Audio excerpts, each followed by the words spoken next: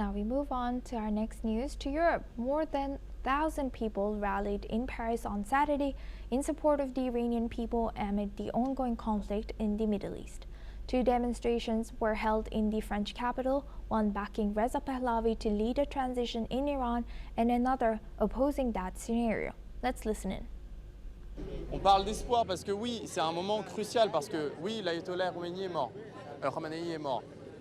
Oui, ça affaiblit le régime, mais ça ne changera absolument rien tant que ce ne sera pas en interne par le peuple iranien et par des forces armées en Iran.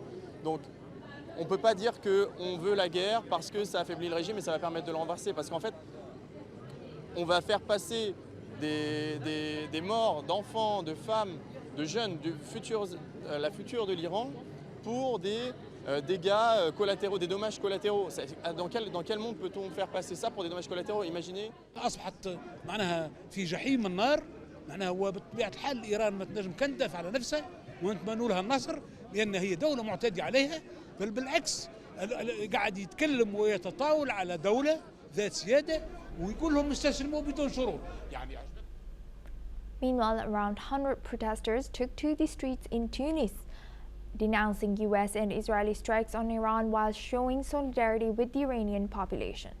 Demonstrators in Tunisia waved Iranian and Palestinian flags and held portraits of the late Supreme Leader Ayatollah Ali Khamenei. Furthermore, anti-war protesters gathered outside the RAF Fairford base in the United Kingdom as U.S. Air Force operations against Iran intensified. Signs reading U.S. warmongers go home and hands off of Iran were displayed by those protesting the military actions. Let's listen in. Alors on est là en soutien au peuple iranien pour dire qu'il y a une alternative en Iran capable de renverser le régime des mollahs. La guerre, les bombardements extérieurs ne seront pas en mesure d'amener un changement de régime, une démocratie. Les seuls capables de renverser ce régime barbare des mollahs, c'est les Iraniens. Et en Iran, il y a une résistance qui est organisée. On a des unités de résistance liées à l'organisation des Moudjahidines du peuple d'Iran qui, sur place, mènent de multiples actions. Now we welcome Mr. Dr. Satoru Nagao. He's a fellow at Hudson Institute, joins us live from Tokyo. Thank you very much, Dr. Nagao, for joining us again. Good to see you. Now, as we see, the voices around the world are increasing, even if it's anti-war or in support or in support for the transition to Reza Pahlavi. How do you analyze the overall situation, and also how is this reflected in Japanese media there?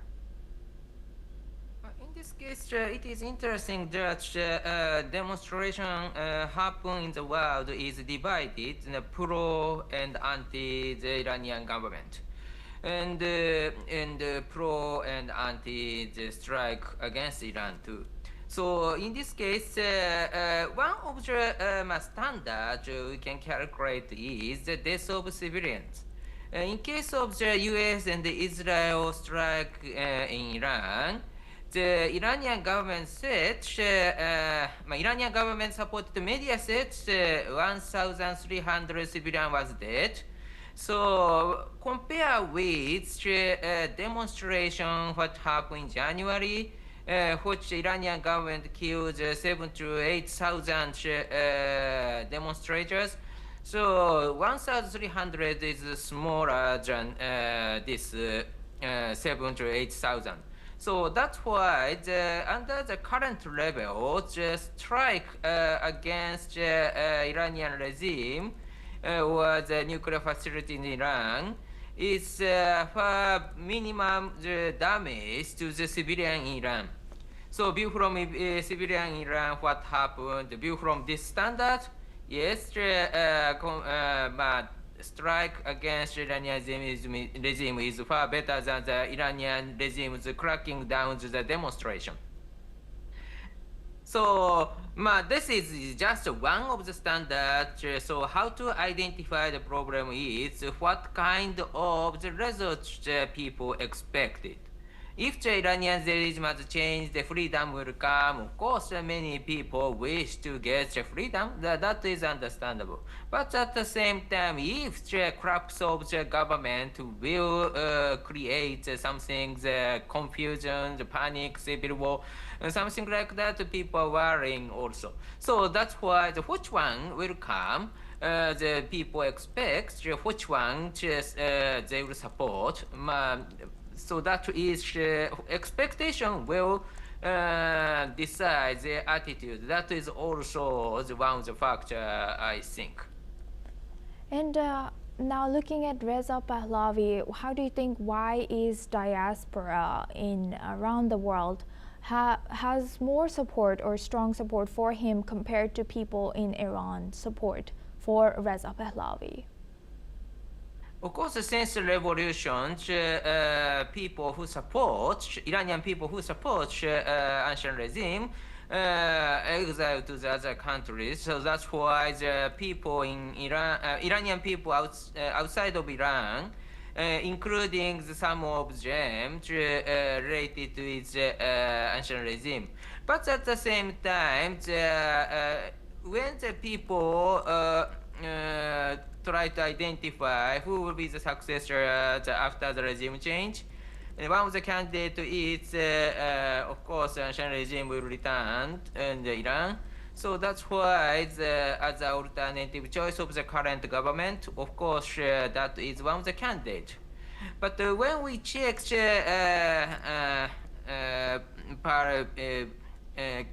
King, or the success of this ancient regime, indeed, their message is hasn't penetrated enough in Iran, I think. So that's why this is one of the choice, but view from the Iranian people, still they doubt the legitimacy of the ancient regime. So some certain number of the people support him, that is true, but at the same time, still the people are searching the more proper successor of the Iranian regime, I guess. And what about, U.S. and Israel? Who are they searching for? What's your take now? In case of the US and Israel, they haven't identified a king who could be the successor, I think. Because it is true that when the king was Pahlavi family, the Iran-Israel relation was very good, that is true. So Israel liked that age, that is true. But at the same time, in this case, we need to identify who is real capability, who has real capability to govern Iran. If the current government will surrender and follow the US and the Israel instruction, of course, current government could be the one of the choice for the US and Israel. And if the current government will be destroyed by the airstrike or the people's revolution, in this case, the US and Israel need to find alternative choice. And but at the same time, who will commit revolution, decide who will be the proper leader for them. So that's why in this it is still unclear, I think. So Israel says a perfect plan or very detailed plan has already prepared, but at the same time, is it a process to make the current king to return to Iran? That is a little bit controversial because the scenario itself is still moving. Yes, indeed. We will be eyeing that. Thank you very much, Dr. Nagao, for joining us again and sharing that insight with us. Now we move on to US. At least 8 people have been killed after a powerful tornado tore through rural communities in the US state of Michigan. Local authorities say more than a dozen people were also injured as severe storms ripped through several towns overnight. Homes were destroyed, trees uprooted, and power lines brought down as the tornadoes cut a path of destruction across the region. Emergency crews have been deployed to search through damaged buildings and assist residents caught in the storms.